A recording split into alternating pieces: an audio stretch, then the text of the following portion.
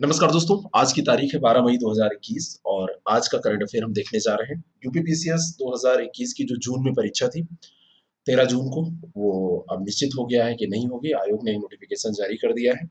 आप लोग अब और अच्छे से तैयारी करिए, जो कोर कसर थी उसको भी पूरा करिए। मेंस की आंसर राइटिंग भी अब स्टार्ट कर दीजिए, स्वयं से लिखना शुरू कर दीजिए। और अगर आप प्रैक्टिस करेंगे तभी फाइनली सेलेक्ट होंगे। केवल प्रारंभिक परीक्षा पास करना ही आपका उद्देश्य नहीं होना चाहिए। पहली न्यूज है कि हाल ही में चीन ने किस देश को क्वाड से जुड़ने पर द्विपक्षीय संबंध खराब होने की चेतावनी दी है। जो क्वाड समूह है, क्वाड समूह से जुड़ने पर इसने कहा कि हमारे संबंध आपके खराब हो जाएंगे। कहने का मतलब एक हड़काया है, धमकी दी है। और ये देश है बांग्लादेश। क्वाड जो है ये जापान, भारत, संयुक्त राज्य अमेरिका और ऑस्ट्रेलिया देशों का एक चतुष्पक्षीय, 4 देश इसमें है। तो चतुष्पक्षीय ये संगठन है और इसने चेतावनी दे दी है कि अगर इसमें आप रहेंगे तो हमारे आपके संबंध सही नहीं रहेंगे। तो ये चीज अब चाइना को ध्यान में रखनी होगी। ठीक है। अगला जो प्रश्न है, हाल ही में किसे भारतीय रिजर्व बैंक का कार्यकारी निदेशक नियुक्त किया गया है? किसे नियुक्त किया गया है? तो हाल ही में भारतीय रिजर्व बैंक का कार्यकारी निदेशक नियुक्त किया गया है जोस जे कट्टूर को। और भारतीय रिजर्व बैंक का कार्यकारी निदेशक जो है ये पदोन्नति के माध्यम से किया गया है। तो निदेशक के पद पर इनको जो पदोन्नत किया गया है, इसके पहले कर्नाटक के क्षेत्रीय निदेशक के तौर पर ये रिजर्व बैंक में काम कर रहे थे। रिजर्व बैंक के बेंगलुरु क्षेत्रीय कर्नाटक कार्यालय में, जो कर्नाटक का कार्यालय है, वहां पर ये कार्य कर रहे थे। हाल ही में किस भारतीय राज्य ने ऑनलाइन बाढ़ रिपोर्टिंग और सूचना प्रबंधन प्रणाली का शुभारंभ किया? ऑनलाइन बाढ़ रिपोर्टिंग और सूचना प्रबंधन प्रणाली का शुभारंभ किसने किया? ये पूछा जा रहा है। बढ़िया प्रश्न है, अच्छा प्रश्न है। तो इस प्रश्न का आपको उत्तर देना है। और ये जो है असम राज्य है ना। ऐसा अक्सर पूछा जाता है, उड़ीसा और असम में बाढ़ के लिए बहुत सारे प्रयास होते रहते हैं, क्योंकि यहाँ पर बाढ़ खूब ज्यादा आती भी है। असम की मौजूदा बाढ़ रिपोर्टिंग प्रणाली में मैनुअल सत्यापन और गुणवत्ता नियंत्रण प्रणाली शामिल है, जिसके कारण इसमें काफी समय लगता है। अब ऑनलाइन कर दिया गया, ऑनलाइन रिपोर्टिंग होगी तो कम समय लगेगा। ऑनलाइन की एक खासियत होती है, जैसे आप ऑफलाइन टेस्ट देते हैं तो आपको टाइम लगता है। 150 क्वेश्चन जब आप ऑनलाइन देते हैं तो ऑनलाइन देने में आपका 40-45 मिनट में वो क्वेश्चन हो जाता है। आप देखे देखिए, IAS prep academy app download करिए, मॉक टेस्ट उसमें पड़ा है, जाके देखे देखिए। 150 क्वेश्चन 30-40 मिनट में आप कर लेंगे और पूरा रिवीजन हो जाएगा। उसकी व्याख्या भी आप पढ़ लेंगे ज्यादा से ज्यादा 20-25 मिनट में। जब आप ऑफलाइन देते हैं तो उसमें क्योंकि टाइम का बाउंडेशन नहीं होता है, उसमें टाइम चल रहा होता है ऑनलाइन में, तो कई कारण होते हैं। तो आप इसको देखे देखिए। और टेस्ट सीरीज जरूर आप करिए, टेस्ट सीरीज कहीं से भी करिए लेकिन जरूर करिए। और मैं आपको ये बताना चाहता हूँ कि ऑनलाइन भी दीजिए और ऑफलाइन भी पीडीएफ लेके आप दीजिए। लॉरियस वर्ल्ड स्पोर्ट्स अवार्ड 2021 में किसने स्पोर्ट्समैन ऑफ द ईयर का खिताब जीता? ये मैन की बात हो रही है, स्पोर्ट्समैन ऑफ द ईयर का खिताब किसने जीता है? तो स्पोर्ट्समैन ऑफ द ईयर का खिताब जीता है राफेल नडाल ने। ये जो पुरस्कार अभी प्रदान किए गए हैं, ये जो खिताब दिए गए हैं, तो इसमें आपको बताना चाहता हूँ कि महिला वाला जो खिताब है, स्पोर्ट्स वुमेन का खिताब, sports women of the year, ये नाओमी ओसाका ने जीता है। ये जापान की टेनिस खिलाड़ी हैं। राफेल नडाल स्पेन के टेनिस खिलाड़ी हैं, इन्होंने sports man of the year. और बिली जीन किंग ये यूएसए की हैं, लाइफ टाइम अचीवमेंट इनको मिला है। डब्ल्यूएचओ ने कोविड-19 के उपचार के लिए किस दवा के उपयोग के खिलाफ चेतावनी जारी की है? डब्ल्यूएचओ ने तो जारी की है, साथ में जर्मन स्वास्थ्य देखभाल ने भी कोविड-19 उपचार के लिए एक दवा है इवरमैक्टिन, इवरमैक्टिन के उपयोग के खिलाफ चेतावनी जारी कर दी। और इसमें यह बताया गया कि रोगियों में इसकी नैदानिक प्रभाविता के लिए कोई पर्याप्त डेटा या सार्थक सबूत नहीं है कि इससे लाभ होगा ही। तो इसको ऐसे ही केवल एक्सपेरिमेंट के तौर पे थोड़ी चलाया जा सकता है। तो इवरमैक्टिन को बंद कर दिया। अंतर्राष्ट्रीय नर्स दिवस किस तिथि को मनाया जाता है? और उससे भी इम्पोर्टेंट है इसकी थीम। 12 मई को हर वर्ष अंतर्राष्ट्रीय नर्स दिवस मनाया जाता है। और नर्सों का जब से कोविड-19 आया है तब से काम बहुत ज्यादा बढ़ गया है।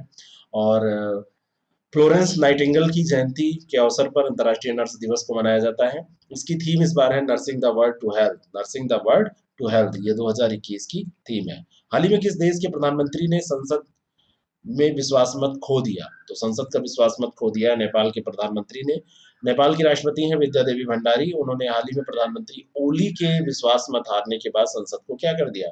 स्थगित कर दिया। और नेपाली संसद में विश्वास मत रखा गया था। संसद में 271 सदस्य हैं। ओली ने पक्ष में 93 और विरुद्ध में 124 मत पड़ गए, तो इन्होंने विश्वास खो दिया। और ओली ने संविधान का उल्लंघन किया है, ऐसा उनकी पार्टी कह रही है। कम्युनिस्ट पार्टी ऑफ नेपाल ने नेपाल सरकार से अपना समर्थन वापस लिया और यही इल्जाम लगाया कि उन्होंने संवैधानिक उल्लंघन किया है और नेपाल में लोकतंत्र के लिए ये खतरनाक है, खतरा है।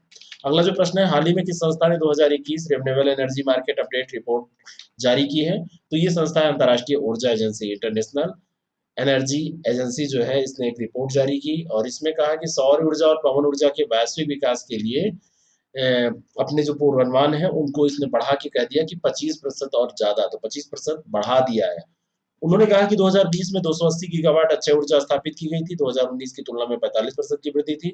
2020 में हुई 45% की वृद्धि पिछले 3 दशकों में सबसे अधिक थी। पवन ऊर्जा में 90%, सौर ऊर्जा में 50% वृद्धि हुई थी और 2020 में जैव ईंधन की मांग कम हो गई थी और साल दर साल इसके उत्पादन में वृद्धि हो रही है। 8% की जैव उत्पादन की उसमें कमी आ रही है क्योंकि उधर अक्षय ऊर्जा के उत्पादन में वृद्धि हो रही है। 5 डीप्स एक्सपेंडिशन, हाल ही में किससे संबंधित आंकड़े जारी किए गए? तो 5 डीप्स एक्सपेंडिशन ये महासागरों के गहरे बिंदुओं के संबंध में आंकड़े हैं। प्रशांत अटलांटिक, भारतीय और आर्कटिक और दक्षिणी महासागर, है ना, हिंद महासागर और प्रशांत महासागर, अटलांटिक और आर्कटिक और दक्षिणी महासागर में इन्होंने ये आंकड़े जारी किए। जावा ट्रेंच हिंद महासागर का सबसे गहरा बिंदु बताया गया है। जावा जो ट्रेंच है ये कहा गया कि हिंद महासागर का सबसे गहरा बिंदु है। फैक्ट्रियन ट्रेंच जो है ये दक्षिणी महासागर का सबसे गहरा बिंदु है, बहुत इंपॉर्टेंट है, जीएस में आपसे पूछा जा सकता है। और अंटार्कटिक महासागर भी इसको दक्षिणी महासागर को कहा जाता है, तो आप जानते ही होंगे।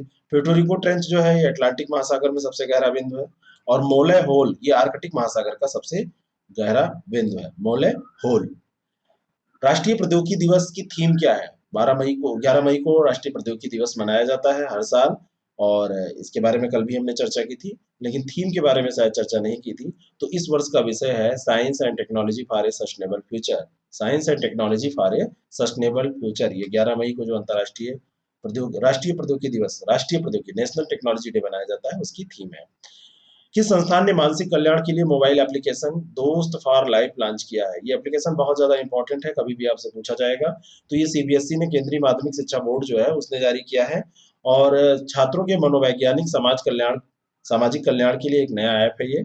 और ये सीबीएसई संबद्ध स्कूलों के कक्षा 9 से 12 तक के छात्रों और अभिभावकों को ये हेल्प करेगा, जो अभिभावक हैं, जो गार्जियन है, और प्रशिक्षित परामर्शदाताओं द्वारा सप्ताह में 3 बार लाइव काउंसलिंग सत्र इसमें आयोजित किए जाएंगे।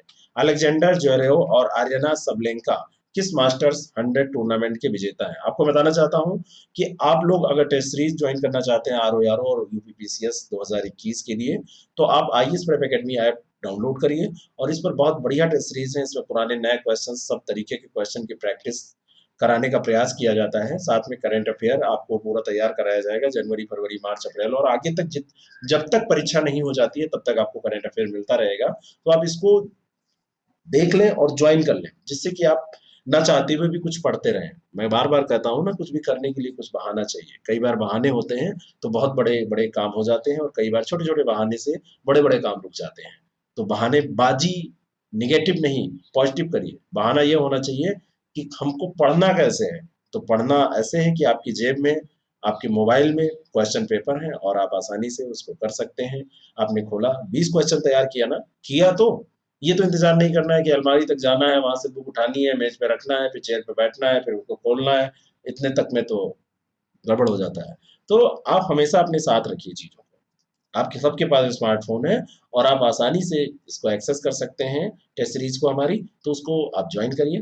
कोई भी अगर आपको इंक्वायरी करनी हो तो 6307281212 ये हमारा नंबर है और इस नंबर पर आप कांटेक्ट करके, व्हाट्सएप करके जानकारी ले सकते हैं। और आईएएस प्रेप एकेडमी ऐप पर आप ये जो भी हम करंट अफेयर डिस्कस कर रहे हैं इन सबको आसानी से पढ़ सकते हैं।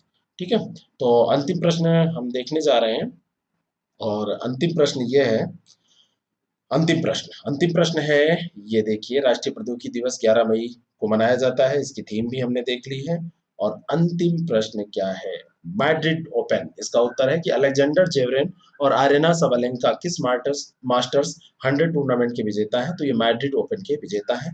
जर्मन टेनिस खिलाड़ी अलेक्जेंडर जेवरेव ने इटली के माटेवा बेरेटिनी को हराया है।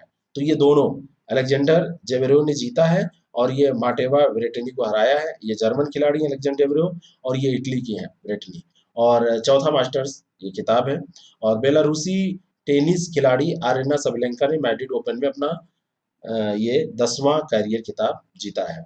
और उन्होंने विश्व नंबर 1 एर्सले बार्टी को हराया है। तो इतना याद रखना नहीं है। Thank you so much. आप लोग ऐसे पढ़ते रहिए, स्वस्थ रहिए, मस्त रहिए और व्यस्त जरूर रहिए, जिससे कि मानसिक तनाव ना हो।